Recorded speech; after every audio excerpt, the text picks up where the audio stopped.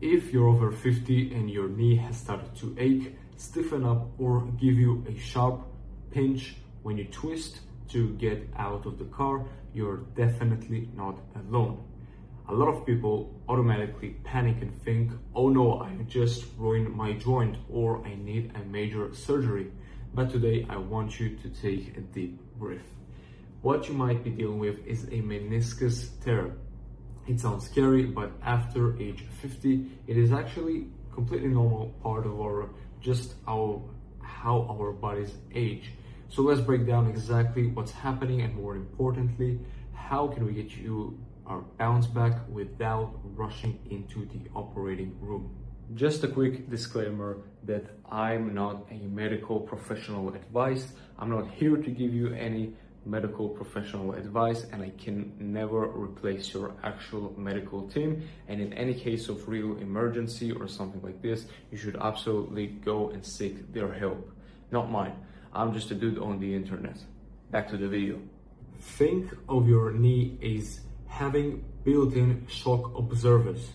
You have basically two C-shaped pieces of rubbery cartilage called the meniscus. Their entire job is to cushion your joint and keep things steady when you walk, climb stairs, or just move around. When we are in our 20s, these shock absorbers are incredibly flexible, but as we cross 50, they naturally lose some of their water content and they get a little more brittle and start to fray, kind of like the threads of an old well-oiled pair of jeans. This is called a degenerative meniscus tear. You don't have to experience a massive sports injury to get one.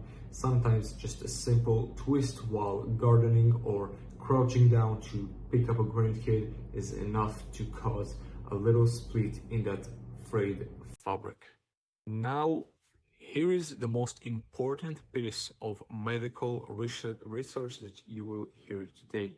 An MRI scan does not tell the whole story, because studies show that up to 60% of adults over 50 with completely pain-free knees actually have a meniscus tear showing up on their scans. They don't even know it's there. And what does it mean to you? It means a tear on a piece of paper isn't a structural emergency. Your body is incredibly adaptive. And for adults over 50, clinical studies consistently show that targeted physical therapy works just as well and often better than laparoscopic surgery.